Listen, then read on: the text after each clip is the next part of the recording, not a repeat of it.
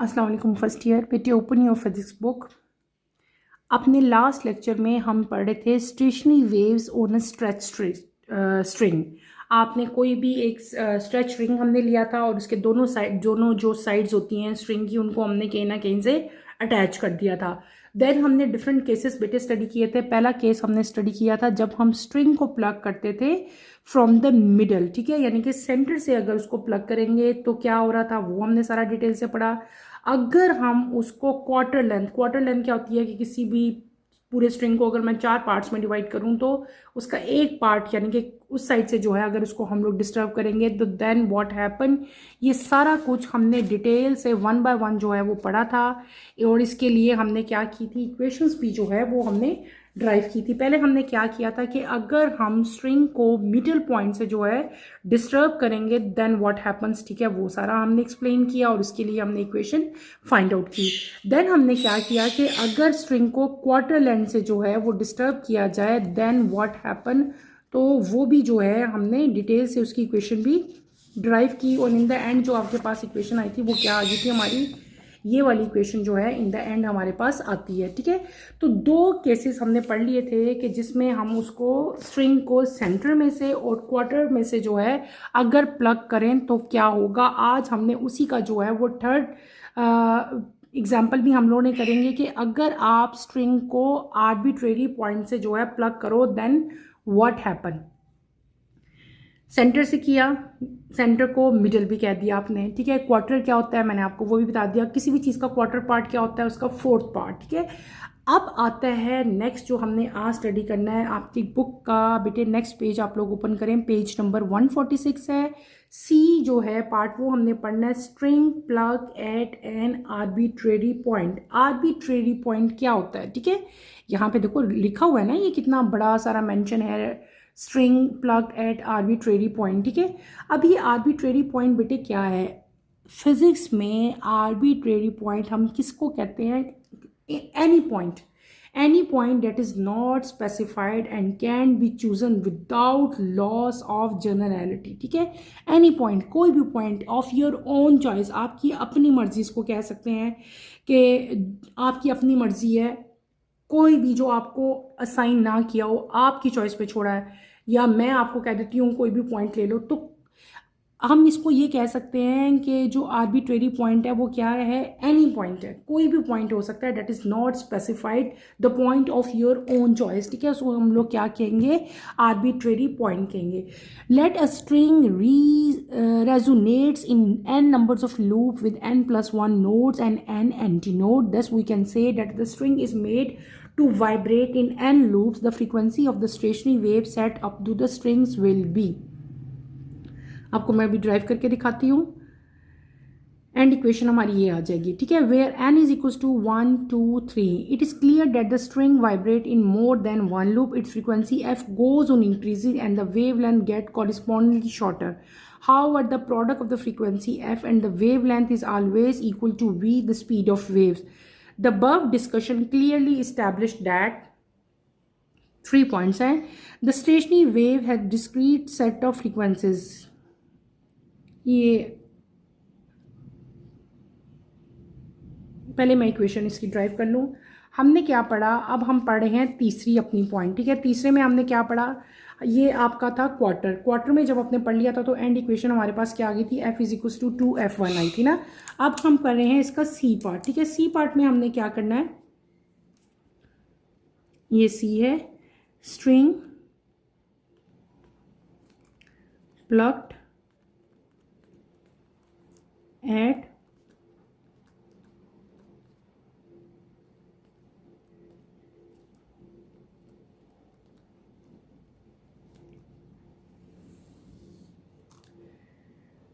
Arbitrary points. इसमें क्या होगा, हमने करना है कि लेट द स्ट्रिंग रेजोनेट, यानी कि स्ट्रिंग जो है वो बहुत सारे नंबर ऑफ लूप्स पे जो है वो वाइब्रेट कर रहा है। तो हमने नंबर ऑफ लूप जो हैं,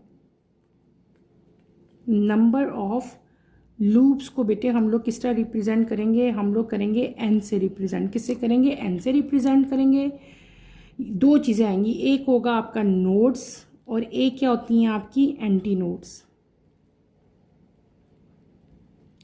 नोड्स को हम लोग क्या कह लेंगे n+1 और एंटी नोड को हम लोग क्या कह लेंगे यहाँ पे n। ठीक है, ये बात आपने याद रखनी है। दो चीज़ें होती हैं ना, एक नोड बनती है और एक क्या बनती है, एंटी नोड बनती है। ये तो आपको पता है ना, हमने बार बार पढ़ा है। ये देखो जैसे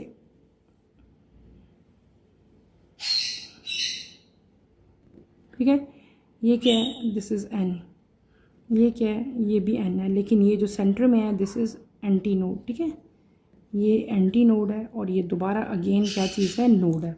ठीक है, तो एंटी नोड को हमने क्या कह लेना है, स्मॉल n से रिप्रेजेंट कर लेना, नोड को हमने किससे कह लेना है, n+1 से कर लेना है। और यहाँ पे n क्या चीज़ है, n is number of loops. जो नंबर ऑफ लूप्स है उसको हमने किससे रिप्रेजेंट कर लिया, n से रिप्रेजेंट कर लिया। हम पढ़ के आए हैं बेटे, हमने क्या पढ़ा था कि जो f फ्रीक्वेंसी है, ठीक है, अगर नंबर ऑफ लूप्स हों आपके पास, n लगा लूँ यहाँ पे, ये नंबर ऑफ लूप्स हों तो वो किसके इक्वल होती है, n = v/2l। ये v/2l हमने अपनी लास्ट इक्वेशन में जब हमने कहा था कि स्ट्रिंग प्लग एट क्वार्टरनरी या क्वार्टर्स पॉइंट से, तो यहाँ पे अगर पीछे आप रिकॉल करो अपने लास्ट लेक्चर में, तो यहाँ पे हमने फ्रीक्वेंसी जो है वो पढ़ी थी v/2l। तो ये f1 थी, यहाँ पे अगर हमने fn ले ली तो उससे पहले हम लोग क्या लगा लेंगे, n लगा लेंगे। ये फ्रीक्वेंसी की इक्वेशन जो है यही हम आगे भी यूज़ कर रहे हैं, f = v/2l, क्योंकि ये नंबर ऑफ लूप्स के लिए है, बहुत सारे लूप्स के लिए, तो यहाँ पे हमने जो है n को मेंशन किया। और ये क्या हो जाएगा, fn = nf1। अब ये f1 कहाँ से आ गया बेटे, f1 ये देखो यहाँ पे आओ, लास्ट इक्वेशन जो हमने लास्ट बी पार्ट जो किया था अपना, उसमें हमने ये लिखा था कि f1 किसके इक्वल है, f1 = v/2l। तो v/2l किसके इक्वल है, f1 के इक्वल है। इसका मतलब है इसकी जगह पे मैं f1 भी मेंशन कर सकती थी, तो मैंने यहाँ पे क्या मेंशन कर दिया, मैंने यहाँ पे मेंशन कर दिया f1। या इसको हम ऐसे भी राइट कर सकते थे, fn is directly proportional to n। ठीक है, और यहाँ पे भी जो वेव लेंथ है ना बेटे, जो अगर नंबर ऑफ लूप्स हो उनके लिए वेव लेंथ कितनी होगी, तो हम उसको लिख लेंगे 2l/m। और ये इक्वेशन भी हम लोग लास्ट इक्वेशन में पढ़ के आए थे, मैंने आपको यहाँ पे बताया था कि जो लैम्डा है वो किसके इक्वल होता है, हमने पढ़ा था। ये देखें यहाँ पे भी लैम्डा पढ़ा था। ये वही पुरानी इक्वेशन जो हैं ये बार बार यहाँ पे यूज़ हो रही हैं। ठीक है, क्लियर हो गया। तो इस केस में जो वेवलेंथ होगी वो ऐसी आएगी। अगर फ्रीक्वेंसी नंबर ऑफ लूप्स के लिए फाइंड करोगे तो वो ऐसे फाइंड करोगे। और n क्या चीज़ है, नंबर ऑफ लूप्स है। n जो है वो 1 भी हो सकता है, 2 भी हो सकता है, 3 एंड सो ऑन जो है वो हो सकता है।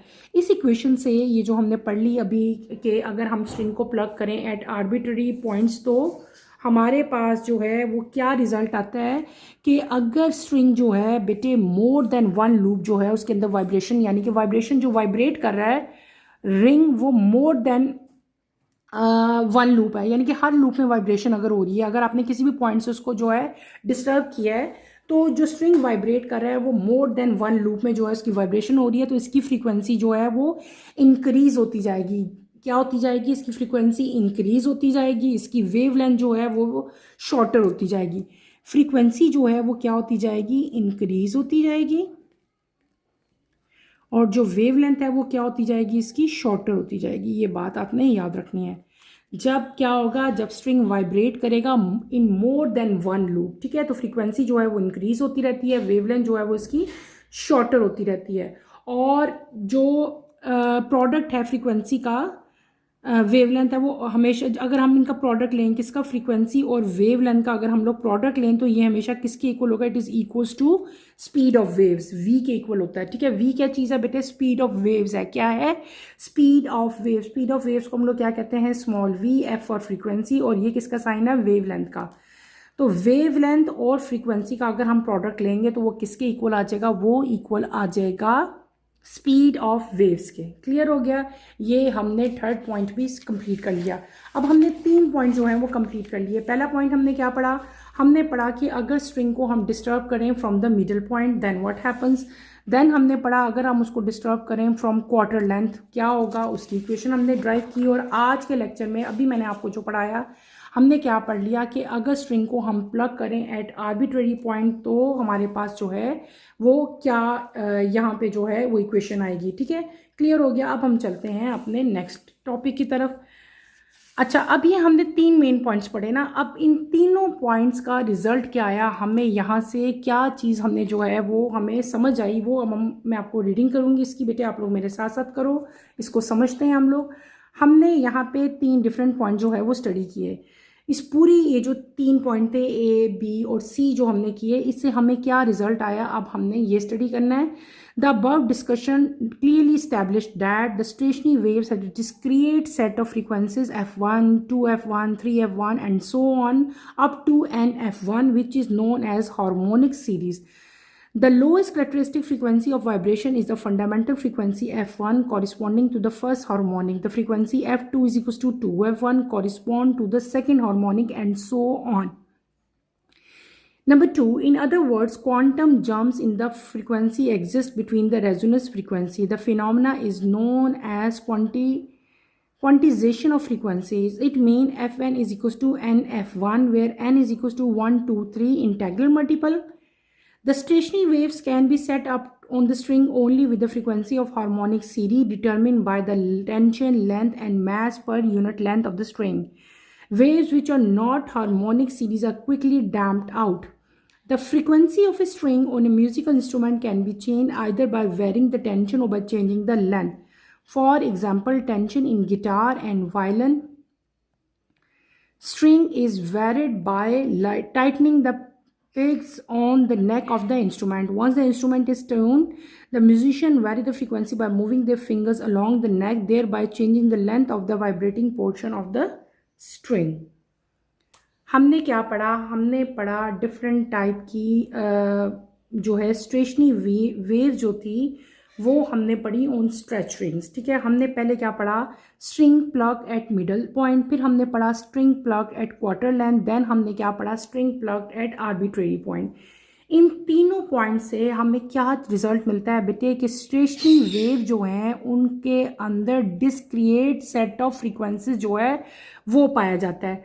डिस्क्रिएट सेट ऑफ फ्रीक्वेंसीज क्या होता है, that is f1, 2f1, 3f1, 4f1, 5f1 up to nf1। ठीक है, कहाँ तक, अप टू nf1, यानी कि नंबर ऑफ अगर वाइब्रेशंस प्रोड्यूस हों, जैसे कि हमने यहाँ पे भी मैंने लिखा कि fn is equal to nf1, तो वही इक्वेशन है, यानी कि nf1 तक, f1 के बाद 2f1 आएगा, फिर 3f1 आएगा, और ये कब तक है, एंड क्या है, nf1, जो कि हमने अभी जो है इक्वेशन लास्ट में भी जो है डिराइव की।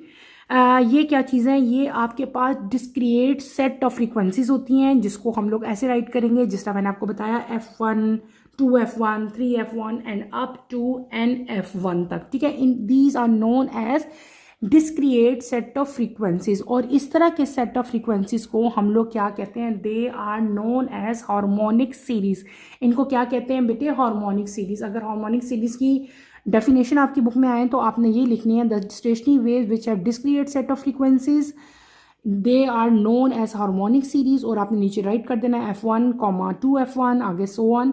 अच्छा, अब यहाँ पे जो लोएस्ट फ्रीक्वेंसी होती है वो कौन सी है, वो है f1, और इसको हम लोग क्या कहते हैं, फर्स्ट हार्मोनिक। क्या कहते हैं, फर्स्ट हार्मोनिक कहते हैं। इसी तरह जो सेकंड है वो 2f1 है। f2 जो है ना, f2 वो क्या होगी, वो होगी 2f1। जो 3f होगी वो क्या, सॉरी f2 क्या होगी, वो होगी 2f1। इसी तरह f3 किसके इक्वल होगी, 3f1 के इक्वल होगी। मैं आपको इधर यहाँ पे राइट करके दिखाती हूँ। हम जो वर्ड अभी मैं बोल रही हूँ ये कैसे हम लिखेंगे, मैंने आपको क्या कहा, इधर ही लिखती हूँ ताकि आप लोगों को ये समझ आ जाए। हमने क्या कहा कि जो एक सेट ऑफ फ्रीक्वेंसीज होता है उसको हम लोग क्या कहते हैं, that is known as harmonic series. सबसे लोएस्ट कैरेक्टरिस्टिक फ्रीक्वेंसी जो है वो किसकी होती है, फंडामेंटल फ्रीक्वेंसी f1 होती है। क्या होती है, f1, f2, f3, f4। आप इनको कैसे राइट करोगे, ठीक है, f2 को हम कैसे लिखेंगे, 2f1। ठीक है, f3 को कैसे लिखेंगे हम लोग, 3f1। f4 को कैसे लिखेंगे, 4f1। समझ आ रही है, इनको आप लोगों ने ऐसे राइट करना होता है। f2 किसके इक्वल होती है, 2f1 के। f3 किसके इक्वल होती है, 3f1 के। f4 किसके इक्वल होती है, 4f1 के। Is that clear.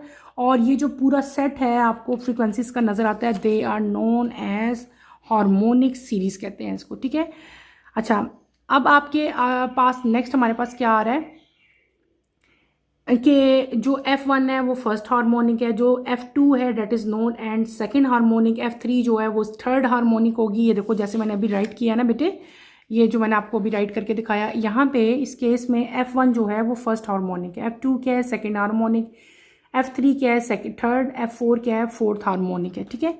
उसके बाद हम आते हैं, ये हमने पहला एक पॉइंट पढ़ लिया। दूसरा पॉइंट क्या है, दूसरे पॉइंट में क्या है कि जो फ्रीक्वेंसी है वहाँ पे क्या होता है, क्वांटम जंप होता है, यानी कि रेजोनेंस फ्रीक्वेंसीज के दरमियान में एक जंप होता है, और उस पूरे फिनोमेना को हम लोग क्या कहते हैं, क्वांटिजेशन ऑफ फ्रीक्वेंसीज। आपकी बुक में लिखा हुआ है, इसको अपने अंडरलाइन करना है, क्वांटिजेशन ऑफ फ्रीक्वेंसीज, ठीक है। इसका मतलब क्या है, f n is equals to n f one, जो इक्वेशन अभी हमने ड्राइव की थी, यहाँ पे एन क्या है, इंटीग्रल मल्टीपल्स है, नंबर ऑफ लूप्स हैं 1 2 3 4 and so on. Stationary wave जो हैं, एक अगर स्ट्रिंग है उस पर जो स्टेशनरी वेव्स प्रोड्यूस होती हैं बेटे, वो हमें हार्मोनिक सीरीज पूरी एक आती है। उस हार्मोनिक सीरीज से हमें क्या चीज़ पता चलती है, उससे हमें पता चलता है tension, length, mass per unit length जो स्ट्रिंग की है वो हम लोग उसे फाइंड आउट कर सकते हैं, ठीक है। और जो वेव्स हार्मोनिक सीरीज शो नहीं कर रही होती, यानी कि उनकी पूरी सही तरह से सीरीज नहीं आती, वो वाली वेव जो है वो क्विकली जो है डिसअपियर हो जाती हैं, वो ख़त्म हो जाती हैं। मैंने आपको क्या बताया कि एक फिनोमेना है, उस फिनोमेना के अकॉर्डिंगली, उस फिनोमेना का नाम क्या है, उसका नाम है quantisation of frequencies. What is quantisation of frequencies, क्या है कि क्वांटम जंप्स इन फ्रीक्वेंसीज, जो फ्रीक्वेंसीज के अंदर जो क्वांटम जंप होता है बिटवीन डिफरेंट रेजोनेंस फ्रीक्वेंसीज, उसको हम लोग क्या कहते हैं, क्वांटिजेशन ऑफ फ्रीक्वेंसीज कहते हैं। और क्वांटिजेशन ऑफ फ्रीक्वेंसीज को हम लोग कैसे राइट करते हैं बेटे, इसको हम इस इक्वेशन से राइट करेंगे जो हमने ड्राइव की थी, f n is equal to n f one से, ठीक है। ये आपने पॉइंट नंबर 2 हमारा हो गया, ये आपने याद रखना है। एन यहाँ पे क्या है, नंबर ऑफ लूप्स हैं, ठीक है। और इनका पूरा एक सीक्वेंस होता है, पूरी एक हार्मोनिक सीरीज जो है वो आपको इसमें नज़र आती है। थर्ड पॉइंट हमने क्या पढ़ा, थर्ड पॉइंट जो मैंने रीडिंग की थी कि जो स्ट्रिंग में बेटे फ्रीक्वेंसी प्रोड्यूस होती है किसी भी म्यूजिकल इंस्ट्रूमेंट की, उसको जो है हम लोग टेंशन और लेंथ को चेंज करके जो है उसको चेंज उसमें ला सकते हैं फ्रीक्वेंसी में। किसकी फ्रीक्वेंसी में, स्ट्रिंग की फ्रीक्वेंसी में। हम जो हमारे म्यूजिकल इंस्ट्रूमेंट्स की जो है यहाँ पे बात हो रही है कि म्यूजिकल इंस्ट्रूमेंट्स की जो फ्रीक्वेंसी होती है, उस फ्रीक्वेंसी में बेटे हम एक चेंज ला सकते हैं। वो चेंज हम कैसे लाएंगे, या तो हम टेंशन को चेंज कर लेंगे या हम उसकी लेंथ को चेंज करेंगे, तो उसकी फ्रीक्वेंसी जो है उसमें एक चेंज आ सकता है। कॉमन एग्जांपल आपको दी हुई है, म्यूजिकल इंस्ट्रूमेंट 2 दिए हुए हैं यहाँ पे, एक गिटार और एक वायलिन, ठीक है। गिटार और वायलिन की यहाँ पे एग्जाम्पल दी हुई है कि गिटार और वायलिन जो है इनके आप लोग जो है, ये बेटे इंस्ट्रूमेंट है, देख सबको ही पता है इसका, तो इसकी फ्रीक्वेंसी को जो है हम लोग चेंज कर सकते हैं। डिफरेंट टाइप के यहाँ पे जो हैं वो थ्रेड्स लगे होते हैं बड़े बड़े, उनकी टेंशन को और उनकी लेंथ को जो है चेंज करके उनकी फ्रीक्वेंसी को आप लोग चेंज कर सकते हैं। और बाद में आप अपनी फिंगर्स को मूव करके जो है डिफरेंट टाइप के जो म्यूज़िक्स हैं उनको आप लोग फाइंड आउट करते हो और प्ले करते हो, और जो है स्ट्रिंग के किसी भी पोर्शन को जो है अपनी मर्जी से आप लोग उसकी फ्रीक्वेंसी को चेंज कर सकते हो। बेटे हमने अपना टॉपिक कंप्लीट कर लिया। इस टॉपिक में हमने स्टेशनरी वेव्स पढ़ी और उसके स्ट्रिंग्स की एग्जांपल्स लेके 3 पॉइंट्स से उसको हमने डिस्टर्ब किया, और तीनों पॉइंट्स पे हमने जो है इक्वेशंस भी मैंने आपको ड्राइव कराई। इन द एंड हमने 3 मेन पॉइंट्स यहाँ पे पढ़े। फर्स्ट पॉइंट में आपने क्या पढ़ा कि व्हाट इज़ हार्मोनिक सीरीज़, उसको हमने पढ़ा। सेकंड में आपको क्वांटिजेशन ऑफ फ्रीक्वेंसीज, और थर्ड में हमने क्या चीज़ पढ़ी कि हम किसी भी जहाँ पे भी स्टेशनरी वेव्स प्रोड्यूस हो रही हैं, हम किसी भी इंस्ट्रूमेंट, स्पेशली जो म्यूजिकल इंस्ट्रूमेंट्स हैं, वहाँ पे हम लोग फ्रीक्वेंसीज जो हैं उनको चेंज कर सकते हैं। यहाँ पे आपने 2 मेन फिनोमेनास जो हैं वो स्टडी किए। एक आपने स्टडी किया हार्मोनिक सीरीज़, और एक आपने यहाँ पे पढ़ा बेटे क्वांटिजेशन ऑफ फ्रीक्वेंसीज। इन दोनों की डेफिनेशंस जो है वो मैं आप लोगों को लिखवा देती हूँ, ताकि अगर इन केस आपके एग्ज़ाम में आती हैं तो आप जो है वो बेटर डेफिनेशन जो है यहाँ पे राइट कर सको। तो मैं आप इन दोनों की डेफिनेशन जो है वो आप लोगों को राइट करवा देती हूँ। अगर पेपर में आती है तो आपने ये वाली डेफिनेशन जो है मेंशन करनी है। पहले हमने क्या पढ़ा था, हमने पढ़ा था harmonic series.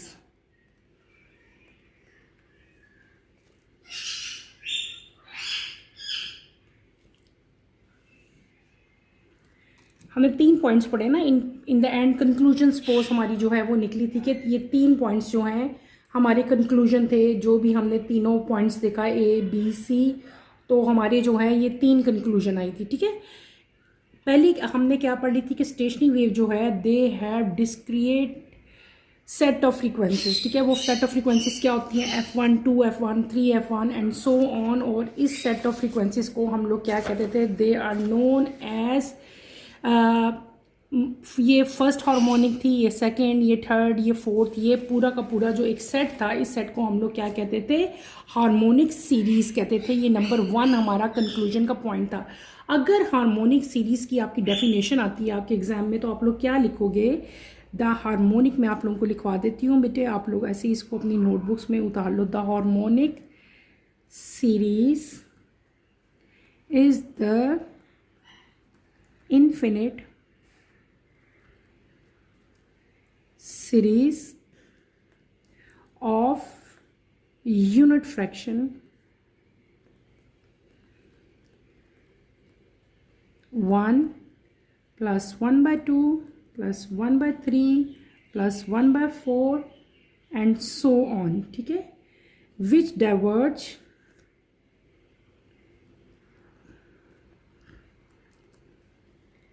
diverges meaning the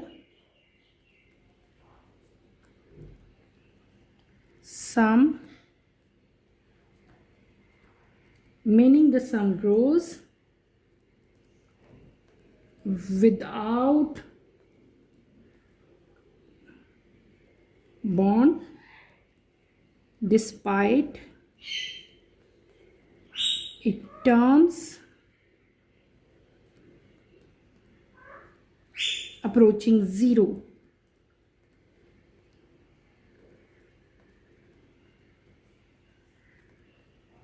ये डेफिनेशन होगी किसकी, हार्मोनिक सीरीज की। The harmonic series is the infinite series of unit fraction with diverge meaning the sum grows without bound despite its term approaching zero. ये पहले हमारी conclusion थी।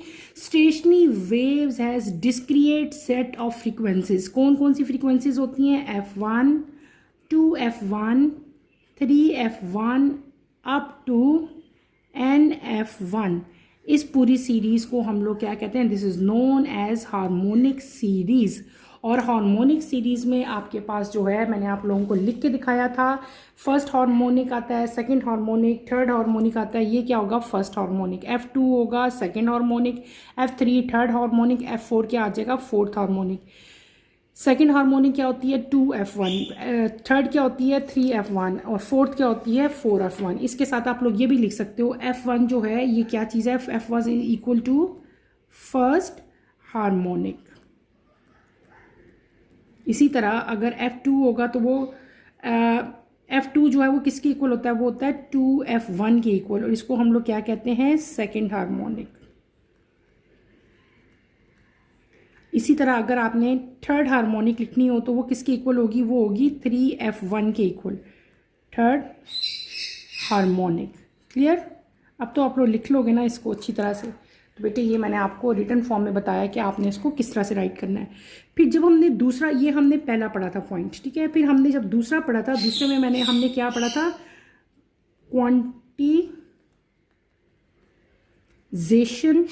Quantisation of frequencies. ये एक नई आप लोगों ने यहाँ पे एक टर्म देखी थी, ठीक है, quantisation of frequencies. What is quantisation of frequencies, quantum jumps जो फ्रीक्वेंसी जो क्वांटम जंप्स की वजह से एग्जिस्ट करती है डिफरेंट रेजोनेंस फ्रीक्वेंसीज के दरमियान में, तो उसको हम लोग क्या कहते हैं, क्वांटिजेशन ऑफ फ्रीक्वेंसी कहते हैं।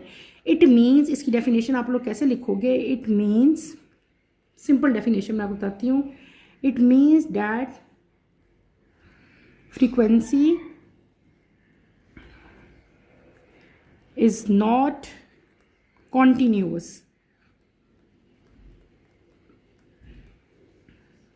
but comes in discrete, specific values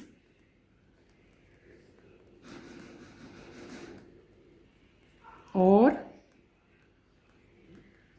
chunks rather than smooth spectrum.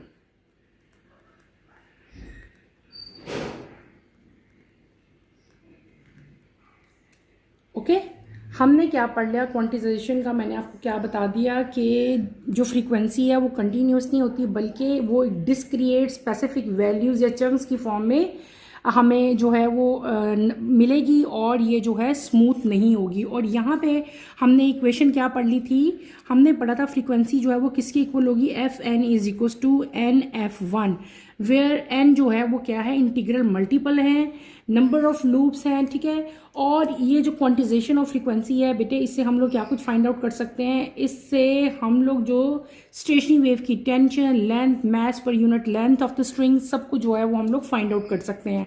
Third point में मैंने आपको क्या बताया था, फ्रीक्वेंसी किसी भी म्यूजिकल इंस्ट्रूमेंट की जो है वो चेंज हो सकती है बाय चेंजिंग उसकी लेंथ को चेंज करके, और उसके अंदर जो टेंशन थी उसको चेंज करके हम फ्रीक्वेंसी को जो है वो चेंज कर सकते हैं, ठीक है। और इसी कॉमन एग्जांपल हमने क्या पढ़ी थी, गिटार और जो है डिफरेंट टाइप के और म्यूजिकल इंस्ट्रूमेंट जो हैं वो इसकी एग्जांपल्स थी। तो बेटे ये दोनों डेफिनेशंस आपकी बुक में ज़रा सही तरह से नहीं दी गई थी, इसलिए मैंने आप लोगों को अच्छी तरह से दोबारा लिखवा दी। ये एज इट इज़ जो है आप लोग अपनी अपनी नोटबुक्स में उतार लो। नेक्स्ट अगर आप लोग और छोटा सा एक टॉपिक है उसको भी हम लोग अभी कवर करते हैं। नेक्स्ट हमारा टॉपिक है हार्मोनिक्स। क्या है harmonics? In the above example, जो हमने भी एग्जाम्पल पढ़ी थी बेटे, the set of all possible standing waves having frequencies f1, 2, f1, 3, f1 up to n f1 are called harmonics of the system. The lowest or fundamental frequency of all harmonics is called the fundamental or first harmonic. Subsequent frequencies are called as second, third harmonic etc. Above example में जो तमाम एक पूरी की पूरी जो possible standing waves की जो फ्रीक्वेंसीज है, that is f1, f2 up to f1, इनको हम लोग क्या कहते हैं, हार्मोनिक्स ऑफ द सिस्टम कहते हैं। जो लोएस्ट फ्रीक्वेंसी होती है उसको हम लोग क्या कहते हैं, फर्स्ट हार्मोनिक, जो कि मैंने आपको पहले बता दिया। हम पढ़ भी रहे हैं लेकिन मैं आप लोगों को पहले बता चुकी हूँ। जो लोएस्ट है यानी कि f1 जो है उसको हम लोग क्या कहते हैं, फर्स्ट हार्मोनिक। जो f2 है उसको हम लोग क्या कहते हैं, सेकंड। f3 को क्या कहते हैं, third, and so on. f2 किसके इक्वल होता है, 2f1 के इक्वल। f3 किसके इक्वल होता है, 3f1 के इक्वल। यही चीज़ जो यहाँ पे मैंने मेंशन की है वही बेटे यहाँ पे है हार्मोनिक्स ऑफ द सिस्टम की। हमने एक लिख ली, फर्स्ट हार्मोनिक क्या होता है, सेकंड क्या होता है, थर्ड क्या होता है। मैं ऑलरेडी आपको जो है रिटन फॉर्म में बेटे करवा चुकी हूँ, बता चुकी हूँ। मैंने यहाँ पे मेंशन कर दिया, this is first harmonic, this is second, this is third. Second किसके इक्वल है, थर्ड किसके इक्वल है, वो भी मैंने आप लोगों को बता दिया। ये हमारा टॉपिक जो है कंप्लीट हो गया। यहाँ पे एंड पे जो है आपको एक न्यूमेरिकल दिया गया है। A stationary wave is established in a string which is 120 centimetre long. आपको लेंथ दी हुई है, ठीक है, जो दोनों साइडों से स्ट्रिंग जो है वो फिक्स्ड है। स्ट्रिंग वाइब्रेट कर रहा है इनटू 4 सेगमेंट। फ्रीक्वेंसी आपको दी हुई है, determine it's wavelength and fundamental frequency. आपने वेवलेंथ फाइंड करनी है और इसका क्या फाइंड करना है आपने, फ्रीक्वेंसी। आपको गिवन क्या है, लेंथ है, लेंथ आपको सेंटीमीटर में, उसको पहले मीटर में कन्वर्ट करो। मीटर में कैसे कन्वर्ट करते हैं, हम 100 से डिवाइड करते हैं। ये चीज़ें आपको गिवन है। आपने फाइंड क्या करना है, फ्रीक्वेंसी f1 और साथ वेवलेंथ। पहले हम लोग मैंने आपको ये इक्वेशन करवाई थी, अगर आपको याद हो। हमने यहाँ पे जब हमने यहाँ पे पढ़ा था, हमने पढ़ा था L इज इक्वल्स टू, ये जब हमने फर्स्ट सेकंड थर्ड इक्वेशन पढ़ी थी तो बेटे ये आपकी वेवलेंथ आई थी कि वेवलेंथ जो है वो आपकी किसके इक्वल है, ठीक है, 2L डिवाइडेड बाय N के इक्वल आई थी, ठीक है। यहाँ पे ये देखो, जब हमने आर्बिट्ररी पॉइंट पढ़े थे तो वेवलेंथ मैंने पढ़ी थी, नंबर ऑफ लूप्स हो तो 2L/N हमने ये की थी ना इक्वेशन, अगर आप लोगों को याद है। अभी आज ही के लेक्चर में कराई थी मैंने ये 2L/N। तो यही इक्वेशन यूज़ करी हमने, तो हमारे पास क्या आ गई, वेवलेंथ आ गई। फिर हमने फ्रीक्वेंसी फाइंड करनी थी, FN का फॉर्मूला क्या है, FN का फॉर्मूला भी आज के लेक्चर में हमने किया था, FN is equal to NF1। तो इसी तरह जो है फिर हमने F1 जो है वो फाइंड आउट कर लेनी है, ठीक है। ये आपने सिंपल यहाँ पे क्या करनी है, वैल्यूज पुट करनी है और आपकी जो है वो आ जाएंगी, ठीक है।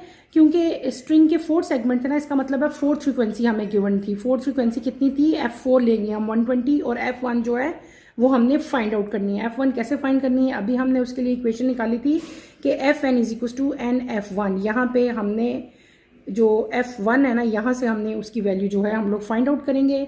ये टॉपिक यहीं पे बेटे ख़त्म हो गया है। इस न्यूमेरिकल को अच्छी तरह से आपने करना है। अगर कोई प्रॉब्लम होती है तो आपने मेरे से पूछना है। यहीं पे मैं अपना टॉपिक ख़त्म करूँगी। Feel free to ask any question अगर आप कहीं कन्फ्यूज़ होते हैं या कहीं आपको कुछ समझ नहीं आती। इंशाल्लाह कमिंग लेक्चर में आपको मैं stationery waves in air column जो है वो पढ़ाऊंगी। इससे पहले हमने स्टेशनरी वेव या स्टैंडिंग वेव्स इन स्ट्रिंग पढ़ी थी ना। अब हमने एयर कॉलम्स पढ़ेंगे अपने नेक्स्ट लेक्चर में। नेक्स्ट लेक्चर की नोटिफिकेशन के लिए आप चैनल को शेयर करो, लाइक करो और सब्सक्राइब करो। और यहीं पे अपना टॉपिक बेटे मैं ख़त्म करूँगी। इंशाल्लाह कमिंग लेक्चर में आपसे दोबारा मुलाकात होगी। टिल देन अल्लाह हाफिज़ फर्स्ट ईयर। टेक केयर बेटे, अपना ख्याल रखिएगा।